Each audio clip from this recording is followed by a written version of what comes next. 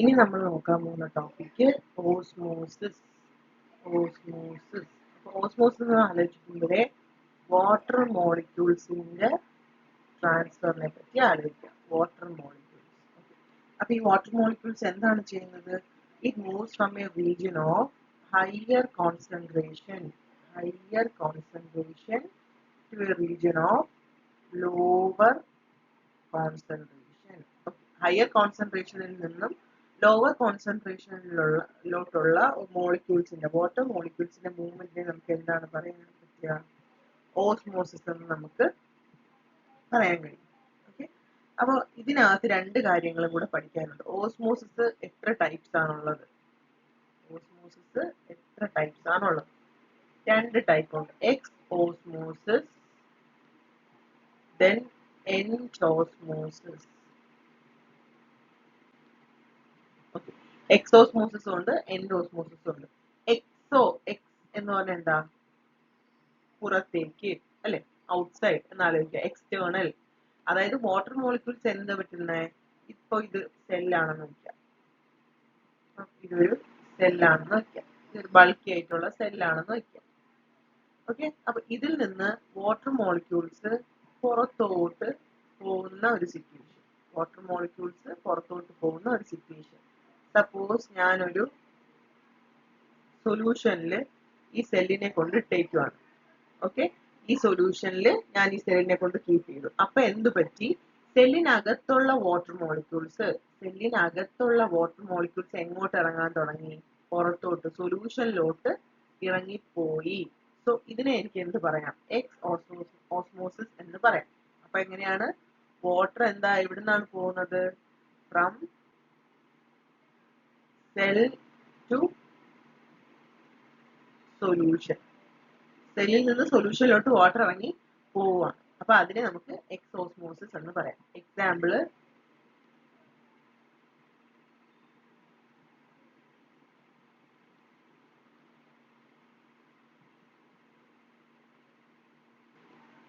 നമുക്ക് ഇതിന് എക്സാമ്പിൾ ആയിട്ട് സോൾട്ടിങ് പറയാം. സോൾട്ടിങ് ഓഫ് പിക്കിൾസ് നമുക്ക് പറയാം. ഓക്കെ, അതായത് നമ്മൾ ഇപ്പം ഈ യൂസ് ചെയ്ത വെള്ളം എന്ന് പറയുന്നത് നല്ല സലൈൻ ആയിട്ടുള്ള വാട്ടർ ആണ്. സോൾട്ട് കണ്ടന്റ് കൂടുതലുള്ള സൊല്യൂഷൻ ആണ് ഞാൻ യൂസ് ചെയ്തതെന്ന് വെക്കാം. ഓക്കെ, അങ്ങനെ വരുമ്പോൾ എന്ത് ചെയ്യും? ഈ സെല്ലിനകത്ത് അല്ലെങ്കിൽ ആ പിക്കിള് ഇടുന്നുണ്ട്, മാങ്ങയോ നാരങ്ങയോ എന്താന്ന് വെച്ച് കഴിഞ്ഞാൽ അതിൽ നിന്നുള്ള വെള്ളം, ക്യുക്കുംബർ സോൾട്ടിങ് ചെയ്യാറുണ്ട്. അപ്പം അതിൽ നിന്നുള്ള അതിലെ സെൽസിലുള്ള വെള്ളം എങ്ങോട്ട് ഇറങ്ങിപ്പോവും? പുറത്തോട്ട് ഇറങ്ങിപ്പോവും. ഓക്കെ, കാര്യം ഇവിടെ സോൾട്ട് കണ്ടന്റ് എന്താ? കൂടുതലാണ് വെള്ളത്തിൽ. ഇവിടെ സോൾട്ട് കണ്ടന്റ് എന്താണ്? കുറവാണ്. സോ ഇവിടെ അതായത് പ്യുവർ ആയിട്ടുള്ള സൊല്യൂഷൻ കുറവാണ്, ഇവിടെ പ്യുവർ ആയിട്ടുള്ള സൊല്യൂഷൻ വാട്ടർ കൂടുതലാണ്. സോ ഇവിടെ നിന്നും സെല്ലിൽ നിന്നും ഇത് പുറത്തോട്ട് പ്യുവർ ആയിട്ടുള്ള സബ്സ്റ്റൻസ് വാട്ടർ ഇറങ്ങി വരും. ഓക്കെ, അപ്പൊ അതിനെയാണ് എന്തെന്ന് പറയുന്നത്? ഓസ്മോസിസ്. അത് എൻഡ് ഓസ്മോസിസ് എന്ന് പറഞ്ഞാൽ എന്താണ്? വാട്ടർ നമ്മൾ ഇടുന്ന സൊല്യൂഷനിൽ നിന്നും സെൽസിലോട്ട് എൻ്റർ ചെയ്യും. അപ്പൊ നമ്മളൊരു ബീക്കർ എടുത്തു, ഇവിടെ നമുക്ക് ഓർബീസ് ഇടാം, പല കളറുള്ള ഓർബീസ് ഇട്ടു. ഓക്കെ, എന്നിട്ട് എന്താണ്? നമ്മളിത് പ്യുവർ വാട്ടറിലാണ് എന്ത് ചെയ്തത്? കൊണ്ടിട്ടത്. ഇതെന്താണ്? പ്യുവർ വാട്ടറിൽ കൊണ്ടിട്ടു. അപ്പൊ എന്താ പറ്റുന്നത്? കുറെ കഴിയുമ്പോൾ ഇതിന്റെ സൈസ് എന്ത് ചെയ്യുന്നത്? ഇതിന്റെ സൈസ് ഇൻക്രീസ് ചെയ്യുന്നു, അല്ലെ? ഇൻക്രീസ് ചെയ്യും. കാര്യം എന്താണ്? ഈ സൊല്യൂഷനിലുള്ള വാട്ടർ മോളിക്യൂൾസ് എങ്ങോട്ട് എൻ്റർ ചെയ്തു? ഈ ഓരോ ഓർബീസ് ബോൾസിലും എന്ത് ചെയ്യുകയാണ്? എൻ്റർ ചെയ്യാണ്. വാട്ടർ മോളിക്യൂൾസ് അകത്തോട്ട് എൻ്റർ ചെയ്യുന്നു. അപ്പൊ ഇതിന്റെ സൈസ് കൂടുന്നു. സോ ഇതിനെയാണ് എന്തെന്ന് പറയുന്നത്? എൻഡോസ്മോസിസ് എന്ന് പറയുന്നത്. ഇത് ഇമ്പോർട്ടന്റ് ആണ്, ഈ രണ്ട് ഐഡിയ. അപ്പൊ ഇത് വെച്ചിട്ടാണ് നമ്മുടെ ടെക്സ്റ്റ് ബുക്കിൽ തന്നെ ഒരു റിയോ ലീഫിന്റെ എക്സ്പെരിമെന്റ് പറയുന്നുണ്ട്. അപ്പൊ റിയോ ലീഫിന്റെ എക്സ്പെരിമെന്റിൽ എന്താണ് സംഭവിക്കുന്നത്? ലീഫ് ഫസ്റ്റത്തെ ഫിഗർ കാണിച്ചേക്കുന്നത് ബൾക്കി ആയിട്ടുള്ള ഒരു സെല്ലാണ്. വലിയ വാക്യൂളൊക്കെ ഉള്ള ഒരു സെല്ലിനെയാണ് കാണിച്ചേക്കുന്നത്. രണ്ടാമത്തതിൽ എന്താണ് കാണിച്ചേക്കുന്നത്? സെല്ലിന്റെ സൈസ് കുറച്ച് കാണിച്ചിട്ടുണ്ട്. സോ ഇവിടെ എന്താണ് സംഭവിച്ചത്? ബൾക്കി ആയിട്ടാണ് ഇരിക്കുന്നത്. അതുപോലെ ഈ എക്സോസ്മോസിൽ എന്താ പറ്റുന്നത്? സെൽസ് എന്തായി പോവും? ഷ്രിങ്ക് ആയിപ്പോവും. ഷ്രിങ്ക് ഓർ ഷ്രിബൽ എന്ന് ആലോചിക്കുക. കാര്യം ഇതിൽ നിന്ന് വെള്ളം ഇറങ്ങിപ്പോയി കഴിഞ്ഞാൽ ഇത് എന്ത് ചെയ്യുക? ചുരുങ്ങി പോവുകയാണ്. ഇവിടെയാണെങ്കിലോ ഇവിടെ എന്ത് പറ്റി? നമ്മൾ ഇട്ട സാധനങ്ങൾ ബൾക്കായി അല്ലേ, ബൾക്കിയായി. ഇവിടെ ബൾക്കിയായി. അപ്പൊ നമ്മൾ ലീഫിന്റെ എക്സ്പെരിമെന്റിൽ അതുപോലെ തന്നെ ഫസ്റ്റത്തെ ഫിഗർ കാണിക്കുന്നതെന്ന് വെച്ച് കഴിഞ്ഞാൽ ബൾക്കിയും രണ്ടാമത്തെ ഫിഗർ ഷ്രിങ്ക് ചെയ്തതുമാണ് കാണിച്ചത്. അപ്പൊ ഇതിന് ഏത് സൊല്യൂഷനിലായിരിക്കും ഇട്ടത്? അല്ലെങ്കിൽ എന്താ സംഭവിച്ചതെന്ന് വെച്ചാൽ ഇവിടെ സംഭവിച്ചത് ബൾക്കി ആയില്ലേ. സോ അവിടെ എന്തായിരിക്കും സംഭവിച്ചത്? എൻഡോസ്മോസിസ് ആണ് സംഭവിച്ചത്. എൻഡോസ്മോസിസ്. ഇവിടെ എന്തായിരിക്കും സംഭവിച്ചത്? ഇവിടെ ഷ്രിങ്കിങ് ആണ്, ചുരുങ്ങിപ്പോയി. അപ്പൊ അവിടെ എന്തായിരിക്കും സംഭവിച്ചത്? എക്സോസ്മോസിസ്. ഓക്കെ, അപ്പൊ ഇതാണ് അതിന്റെ സംഭവം എന്ന് പറയുന്നത്. ഇനി ഉണ്ടെന്ന് പറയുന്നുണ്ട്. ഓക്കെ, 2 ബീക്കേഴ്സ് കാണിച്ചിട്ടുണ്ട്. സോറി, ഒരു ബീക്കർ തന്നെ, അതിന് 2 ടൈം പീരീഡ് ആണ്. ഫസ്റ്റ് ബീക്കർ എന്ന് പറയുന്നത് സ്റ്റാർട്ടിംഗ് പ്രോസസ് ആണ്, അതായത് ബിഗിനിങ്, എക്സ്പെരിമെന്റിന്റെ ബിഗിനിങ് സ്റ്റേജ് ആണ്. ഇനി അടുത്ത എക്സ്പെരിമെന്റിന്റെ ആഫ്റ്റർ 1 അവർ ആണ്. ആഫ്റ്റർ 1 അവർ. അപ്പൊ ഇതിന്റെ നടുക്ക് ഒരു സെമി പെർമിയബിൾ മെംബ്രെയിൻ ഉണ്ട്. ഓക്കെ, അപ്പൊ ഇവിടെ എന്താണ് കാണിക്കുന്നത്? ഇവിടെ നമുക്ക് കുറച്ച് മോളിക്യൂൾസ് ഉണ്ട്. വാട്ടർ മോളിക്യൂൾസ് ആണെന്ന് വയ്ക്കാം. Water molecules.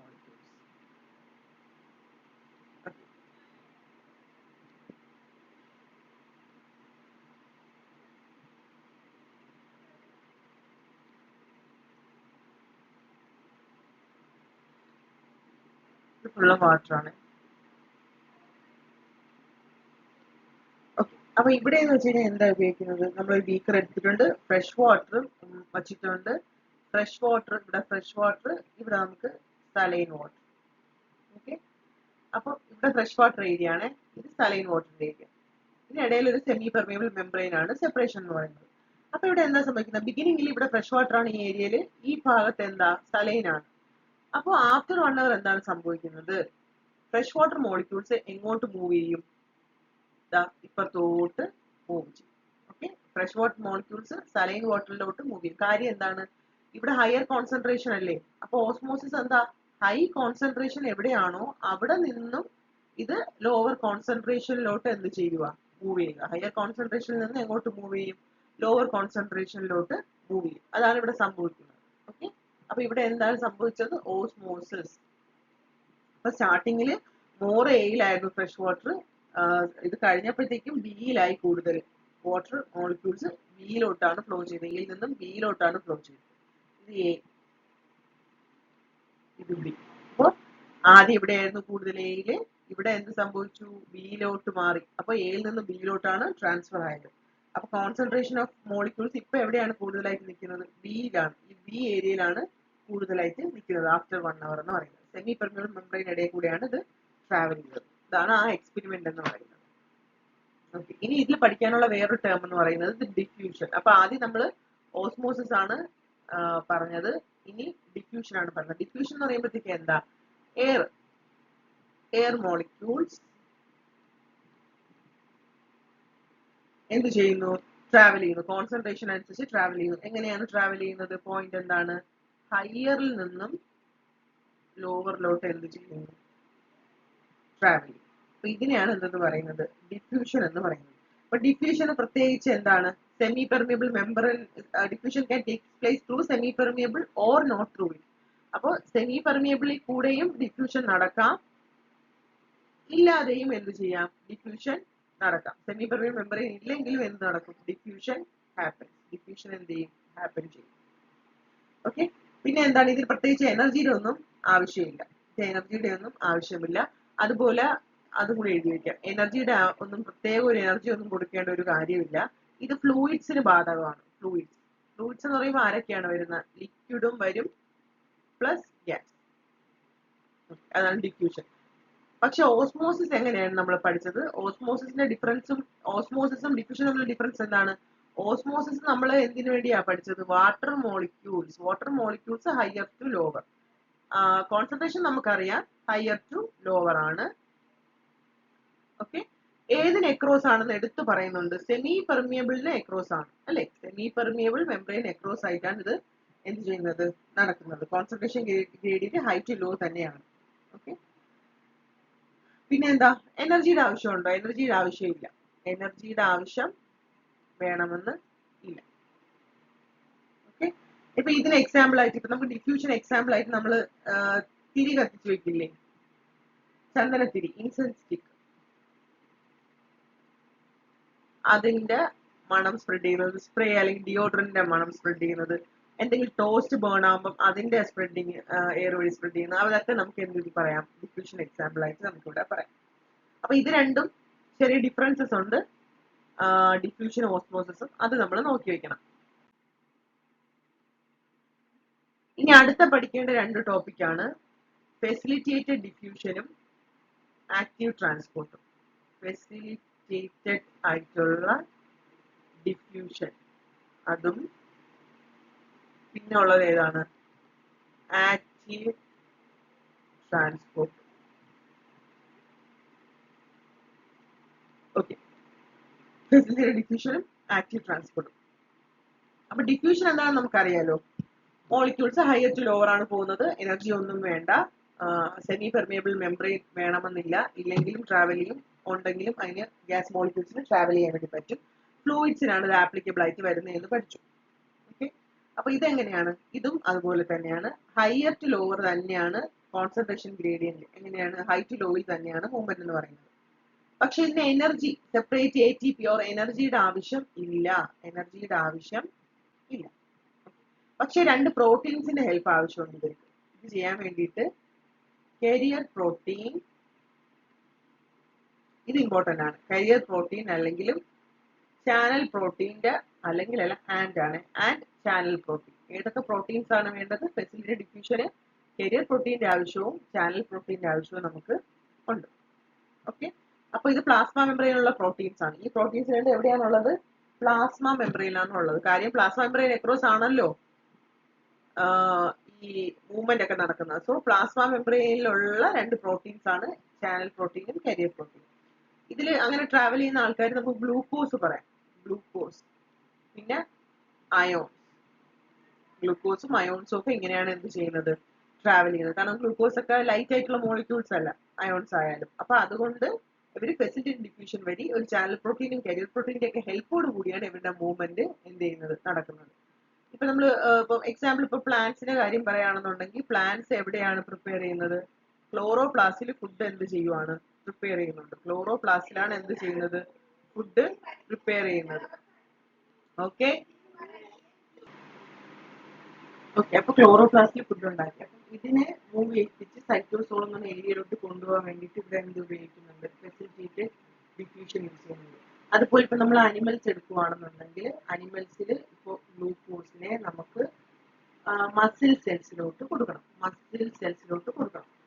ഇവിടെ എന്ത് നടക്കുന്നുണ്ട്, ഫെസിലിറ്റേറ്റഡ് ഡിഫ്യൂഷൻ ഹാപ്പൻ ചെയ്യുന്നുണ്ട്. അപ്പൊ ഇതൊക്കെ ഓർത്തു വെക്കും. ഇനി അടുത്തതെന്ന് പറയുന്നത് ആക്റ്റീവ് ട്രാൻസ്പോർട്ട് ആണ്. അപ്പൊ ആക്റ്റീവ് ട്രാൻസ്പോർട്ട് ഭയങ്കര ഇമ്പോർട്ടന്റ് ആ കാര്യം. നമ്മൾ ഓസ്മോസിസ് പഠിച്ചു, ഡിഫ്യൂഷൻ പഠിച്ചു, ഫെസിലിറ്റേറ്റഡ് ഡിഫ്യൂഷൻ പഠിച്ചു. ഇതിന് മൂന്നിലും പ്രത്യേകിച്ച് എനർജി ഒന്നും ആവശ്യമില്ല. അതുമല്ല ഇതിന്റെയൊക്കെ മൂവ്മെന്റ്, അപ്പൊ എനർജി ഇവിടെ എന്ത് വേണ്ടായിരുന്നു, മൂവ്മെന്റ് എന്ന് പറയുന്നത് ഹയർ ടു ലോവർ ആയിരുന്നു. പക്ഷെ ആക്റ്റീവ് ട്രാൻസ്പോർട്ടിൽ നേരെ തിരിച്ചിട്ടാണ്. ഇവിടെ എങ്ങനെയാണ്, ലോവർ കോൺസെൻട്രേഷനിൽ നിന്നും നമ്മൾ എങ്ങോട്ട് കൊണ്ടുപോവുകയാണ്, ഹയർ കോൺസെൻട്രേഷനിലോട്ട് ഉള്ള മൂവ്മെന്റ് ആണ് ആക്റ്റീവ് ട്രാൻസ്പോർട്ട് എന്ന് പറയുന്നത്. Active transport. അപ്പൊ ഇതിന് ആരുടെ ഹെൽപ്പ് ആവശ്യമാണ്, കാരിയർ പ്രോട്ടീൻ, പിന്നെ എന്തും വേണം, എനർജിയും വേണം.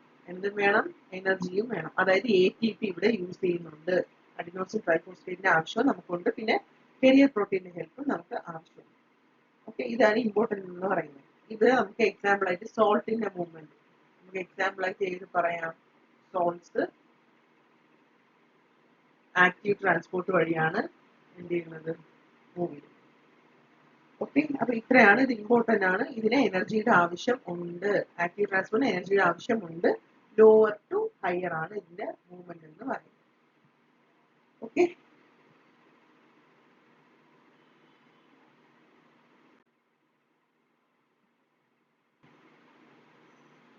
അടുത്ത ഹെഡിങ് എന്ന് പറയുന്നത് സ്ട്രക്ചർ ഓഫ് ക്ലോറോപ്ലാസ്റ്റ്. ക്ലോറോപ്ലാസ്റ്റിന്റെ സ്ട്രക്ചർ ആണ്. ഓക്കെ, അപ്പൊ ക്ലോറോപ്ലാസ്റ്റിന്റെ സ്ട്രക്ചറിൽ നമുക്ക് മെയിൻ ആയിട്ട് പറയാനുള്ളത് രണ്ട് മെംബ്രെയിൻ ഉണ്ടെന്ന് ആദ്യം പറയുക.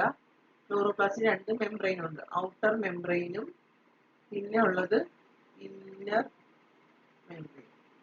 ഓക്കെ, ഇനി ഇതിൽ 3 കാര്യങ്ങൾ ഇമ്പോർട്ടന്റ് ആണ്. ഇതിന്റെ ഫ്ലൂയിഡ് ആയിട്ടുള്ള പാർട്ടിനെ നമുക്ക് സ്ട്രോമ എന്ന് വിളിക്കാം. Stroma. Okay, fluid part stroma. പിന്നെ ഇതിനകത്തുള്ളത് മെംബ്രെയിനസ് സാക്സ് ആണ്. മെംബ്രെയിനസ് സാക്സ്. ആ മെംബ്രെയിനസ് സാക്കിനെ നമുക്ക് എന്തെന്ന് വിളിക്കാം? തൈലക്കോയിഡ് എന്ന് വിളിക്കാം. തൈലക്കോയിഡ്. ഓക്കെ, ഇനി തൈലക്കോയിഡ്സ് നമ്മൾ ഒരു സ്റ്റാക്ക് ചെയ്ത് വെക്കുകയാണെങ്കിൽ, സ്റ്റാക്ക് ചെയ്ത് തൈലക്കോയിഡിനെ കീപ്പ് ചെയ്തിരിക്കുന്ന സ്ട്രക്ചറിനെ നമുക്ക് ഗ്രാന എന്ന് വിളിക്കാം. ഗ്രാന. ഈ 3 കാര്യങ്ങളും ഇമ്പോർട്ടന്റ് ആണ്. അപ്പൊ എന്തൊക്കെയാണ്? ഒരു ഇന്നർ മെംബ്രെയിൻ ഉണ്ട്, ഒരു ഔട്ടർ മെംബ്രെയിൻ ഉണ്ട്, പിന്നെ പറഞ്ഞിരിക്കുന്നത് എന്താണ്? ഫ്ലൂയിഡ് ഉണ്ട്. ഓക്കെ, ഫ്ലൂയിഡ് ഉണ്ട്. അപ്പൊ ഈ ഫ്ലൂയിഡിനെ നമ്മൾ എന്തെന്നാ വിളിച്ചത്? സ്ട്രോമ. ഫ്ലൂയിഡിനെ നമ്മൾ സ്ട്രോമ എന്ന് വിളിച്ചു. പിന്നെ പറഞ്ഞത് എന്താണ്?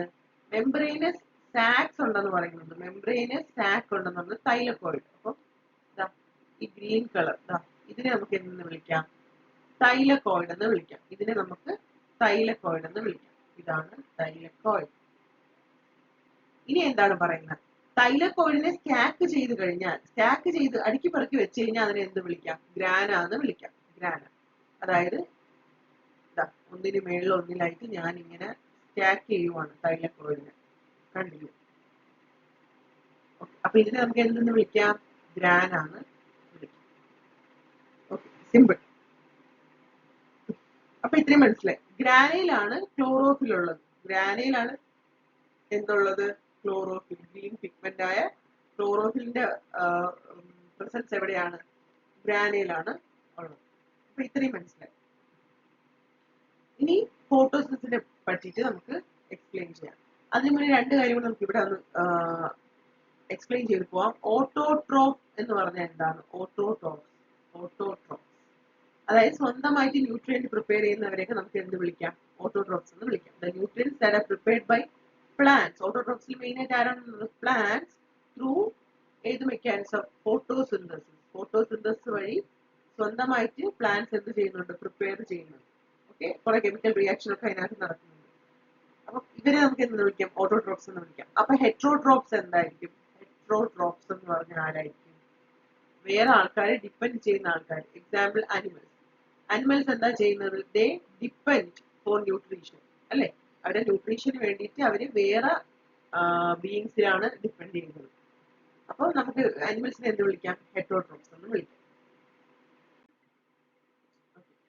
ഇനി നമുക്ക് പഠിക്കാനുള്ളത് ഫോട്ടോസിന്തസിസ് എങ്ങനെ നടക്കുന്നു എന്നുള്ളതാണ്. 2 ഫേസ് പഠിക്കാനുണ്ട്. ഫോട്ടോസിന്തസിന്റെ 2 ഫേസ് ആണ് നമുക്ക് പഠിക്കാനുള്ളത്. ആദ്യത്തെ ഫേസ് നമുക്ക് ലൈറ്റ് ഫേസ് എന്ന് പറയാം. Light face. രണ്ടാമത്തെ ഫേസിന് നമുക്ക് എന്ത് പറയാം? Dark face. അപ്പൊ ലൈറ്റ് ഫേസും ഉണ്ട്, ഡാർക്ക് ഫേസും ഉണ്ട്. അപ്പൊ ലൈറ്റ് ഫേസിലെ പോയിന്റ്സ് നോക്കുക. ലൈറ്റ് ഫേസിലെ ഫസ്റ്റ് പോയിന്റ് ഗ്രാനയിലാണ് അത് ഹാപ്പൻ ചെയ്യുന്നത്. ജി ഉണ്ട് ലൈറ്റിന്. സോ ഗ്രാനയിലാണ് അത് ഹാപ്പൻ ചെയ്യുന്നത്. ലൈറ്റ് ഫേസ് എന്ന് പറയുമ്പോഴേ എന്തിന്റെ ആവശ്യമുണ്ട്? നമുക്ക് ലൈറ്റ് നമുക്ക് വേണം. രണ്ടാമത്തെ പോയിന്റ് ലൈറ്റ് വേണം. ഇവിടെ എന്താ നടക്കുന്നത്? കാറ്റബോളിസം. ഇവിടെ നടക്കുന്നത് കാറ്റബോളിസം. കാറ്റബോളിസം എന്ന് പറഞ്ഞാൽ എന്താണ്? സ്പ്ലിറ്റിംഗ് അല്ലേ? അല്ലെങ്കിൽ ബ്രേക്കിംഗ്. ബ്രേക്കിംഗ് അല്ലെങ്കിൽ സ്പ്ലിറ്റിംഗ് ആണ് കാറ്റബോളിസത്തിൽ ഹാപ്പൻ ചെയ്യുന്നത്. അപ്പൊ ഇവിടെ എന്താ സ്പ്ലിറ്റ് ചെയ്യുന്നത്? വാട്ടർ ഉണ്ടല്ലോ, നമുക്ക് നമ്മുടെ പ്ലാന്റ് വാട്ടർ വലിച്ചെടുക്കുന്നില്ലേ? ഈ വാട്ടറിനെ അവർ എങ്ങനെ സ്പ്ലിറ്റ് ചെയ്യും? ഹൈഡ്രജനും ഓക്സിജനായിട്ട് എന്ത് ചെയ്യുവാണ്? സ്പ്ലിറ്റ് ചെയ്യുകയാണ്. അപ്പൊ ഈ വാട്ടറിനെ എങ്ങനെ സ്പ്ലിറ്റ് ചെയ്യുന്നുണ്ട്? ഹൈഡ്രജനും ഓക്സിജനുമായിട്ട് എന്ത് ചെയ്യുന്നുണ്ട്? സ്പ്ലിറ്റ് ചെയ്യുന്നുണ്ട്. ഇതിൽ ഓക്സിജനെ എന്ത് ചെയ്ത് കളയും? എക്സ്പെല് ചെയ്യും. ഓക്സിജനെ പുറത്തോട്ട് എക്സ്പെല് ചെയ്യും. ഓക്കെ, അപ്പൊ ഇവിടെ ബാക്കി ആരുണ്ട്? ഹൈഡ്രജൻ ഉണ്ട്. ഓക്കെ, ഈ ഹൈഡ്രജൻ എങ്ങോട്ടാ പോകുന്നത്? സ്ട്രോമയിലോട്ട്. ഹൈഡ്രജൻ സ്ട്രോമയിലോട്ട്. ഓക്കെ, സോ കാറ്റബോളിസം ആണ് നടക്കുന്നത്. വാട്ടറിനെ സ്പ്ലിറ്റ് ചെയ്ത് ഹൈഡ്രജനും ഓക്സിജൻ ആക്കി ഓക്സിജനെ എക്സ്പെൽ ചെയ്ത് കളയുന്നു. ഹൈഡ്രജൻ എങ്ങോട്ട് മൂവ് ചെയ്യുന്നു? സ്ട്രോമയിലോട്ട് മൂവ് ചെയ്യുന്നു. ഇനി ഒരു കാര്യം കൂടി ഇവിടെ പഠിക്കാണ്ട്, ഇവിടെ എന്ത് ഫോർമേഷൻ നടക്കുന്നുണ്ട്? ATP ഫോർമേഷനും ഈ ഫേസിൽ നടക്കുന്നു. ATP ഫോർമേഷനും ഈ ഫേസിൽ എന്ത് ചെയ്യുന്നുണ്ട്? നടക്കുന്നു. ഇതാണ് സംഭവം. അപ്പൊ ഡാർക്ക് ഫേസിൽ എന്തൊക്കെയായിരിക്കും നടക്കുന്നത്? ഡാർക്ക് ഫേസ് എന്ന് പറയുമ്പോഴത്തേക്ക് എന്താണ്? ലൈറ്റ് ഇവിടെ ആവശ്യമുണ്ടോ? ഇല്ല. ലൈറ്റിന്റെ യൂസേജ് ഇവിടെ ഇല്ലാത്ത സമയത്താണ് ഡാർക്ക് ഫേസ്. ഓക്കെ, എവിടെയായിരിക്കും നടക്കുന്നത്? സ്ട്രോമയിലായിരിക്കും നടക്കുന്നത്. ഇത് ഗ്രാനയിലായിരുന്നു. ലൈറ്റ് ഫേസ് ഗ്രാനയിലായിരുന്നു. ഡാർക്ക് ഫേസ് എവിടെയാണ്? സ്ട്രോമയിലാണ്. പിന്നെ പറയേണ്ടത്, ഇവിടെ നമ്മൾ എന്ത് ചെയ്യുന്നത്? നമുക്ക് ഹൈഡ്രജനും ATPയും ഇവിടെ യൂസ് ചെയ്യുന്നുണ്ട്. ഡാർക്ക് ഫേസിൽ ഹൈഡ്രജനും ATPയും യൂസ് ചെയ്യുന്നുണ്ട്. ഈ ഹൈഡ്രജനും ATP എവിടെ നിന്നാണ് കിട്ടിയത്? ATPയും ഹൈഡ്രജനും ലൈറ്റ് ഫേസിൽ നിന്നാണ് കിട്ടിയത്. ഓക്കെ, ലൈറ്റ് ഫേസിൽ നിന്ന് നമുക്ക് ഹൈഡ്രജനെയും കിട്ടി, ATPയും കിട്ടി. അപ്പൊ ഈ രണ്ട് ആൾക്കാരെ ഡാർക്ക് ഫേസിൽ യൂസ് ആക്കുന്നത്, ഹൈഡ്രജൻ ആൻഡ് ATP. ഇവിടെ എങ്ങനെയാണ് സംഭവിക്കുന്നത്? Glucose is formed. ഓക്കെ, ഇവിടുത്തെ മെയിൻ ഇമ്പോർട്ടന്റ് പോയിന്റ്, അതായത് ഇവിടെ എന്ത് ഫോർമേഷൻ ആയിട്ട് നടക്കുന്നത്? ഗ്ലൂക്കോസ് ഫോർമേഷൻ നടക്കുന്നുണ്ട്. ഓക്കെ, അപ്പൊ ഈ ഗ്ലൂക്കോസ് ഫോർമേഷൻ നടക്കാൻ വേണ്ടിയിട്ട് ഈ ATP യൂസ് ചെയ്യും. ATP യൂസ് ചെയ്തിട്ടാണ് കാർബൺ ഡയോക്സൈഡ് എന്ത് ചെയ്യും? ഫിക്സ് ചെയ്യുന്നത്. ഓക്കെ, കാർബൺ ഡയോക്സൈഡിനെ ഫിക്സ് ചെയ്യുന്നു. എന്നിട്ട് ഈ കാർബൺ ഡയോക്സൈഡും, അപ്പൊ കാർബൺ ഡയോക്സൈഡും പിന്നെ ആരും ഉണ്ട്? ഹൈഡ്രജനും ഉണ്ട്. കാർബൺ ഡയോക്സൈഡും ഹൈഡ്രജനും ഉണ്ട്. അപ്പൊ ഇതിൽ നിന്ന് ഇനി ആരെയാണ് ക്രിയേറ്റ് ചെയ്യുന്നത്? ഗ്ലൂക്കോസിനെ എന്ത് ചെയ്യുന്നുണ്ട്? ക്രിയേറ്റ് ചെയ്യുന്നുണ്ട്. അപ്പൊ ഗ്ലൂക്കോസ് ഫോർമേഷൻ ഇമ്പോർട്ടന്റ് ആണ്. ഇത്രയും കാര്യങ്ങൾ നമ്മൾ മനസ്സിലാക്കുക. ഓക്കെ, അപ്പൊ ഇപ്പൊ നമുക്ക് എന്ത് കിട്ടി? ഗ്ലൂക്കോസ് കിട്ടി. ഇനി എന്താണ് ചെയ്യുന്നത്? ഗ്ലൂക്കോസ് അങ്ങനെ ഫ്രീ മോളിക്യൂൾസ് ആയിട്ട് അങ്ങനെ നടന്നാൽ പറ്റില്ല. സ്റ്റോറേജ് പോസിബിലിറ്റി എന്താണ്? നമുക്ക് ഗ്ലൂക്കോസ് നമ്മുടെ കയ്യിൽ ഇപ്പൊ നമുക്ക് കിട്ടിയിട്ടുണ്ട്. ബട്ട് എന്താ പ്രശ്നം? It is highly soluble in water. So the plant cannot store it as like that without messing up its water balance. So ഇതിനെ, ഈ ഗ്ലൂക്കോസിനെ കൺവേർട്ട് ചെയ്ത് ഇവർ എന്താക്കി മാറ്റും? ഒരു ഇൻസോലിബിൾ സ്റ്റാർച്ച് ഫോർമാറ്റ് ഉണ്ട്. ഇൻസോലിബിൾ സ്റ്റാർച്ച് ആക്കി കൺവേർട്ട് ചെയ്യും. ഇൻസോലിബിൾ സ്റ്റാർച്ച് ആയിട്ട് കൺവേർട്ട് ചെയ്യും. ഓക്കെ, ഇതിൽ നിന്നാണ് ലൈഫ് പ്രോസസ്സിനുള്ള എല്ലാ എനർജീസും ഇതിൽ നിന്നാണ് ഡിറൈവ് ചെയ്യുന്നത്, ഈ സ്റ്റാർച്ചിൽ നിന്ന്. അപ്പൊ ഈ സ്റ്റാർച്ചിന് യൂസേജ് എന്താണോ ആവശ്യം അതനുസരിച്ച് പല പല ഫോമിൽ ഇതിന് എന്ത് ചെയ്യാം? സ്റ്റാർച്ചിന് മാറ്റം വരാം. അതായത് സൂക്രോസ്, പിന്നെ ഏതാണ്? ഫ്രക്ടോസ്, പ്രോട്ടീൻ, ഫാറ്റ്, വൈറ്റമിൻസ്, അങ്ങനെ അങ്ങനെ എന്ത് ചെയ്യുന്നു? ഈ സ്റ്റാർച്ചിന്റെ ഫർദർ മെറ്റബോളിസം വീണ്ടും ഉണ്ടാവുന്നു. ഈ സ്റ്റാർച്ചിനെ ഫർദർ എന്ത് ചെയ്യുന്നു? മെറ്റബോളിസം ഉണ്ടായി പല പല സബ്സ്റ്റൻസ് നമുക്ക് വീണ്ടും ഡിറൈവ് ചെയ്യാൻ.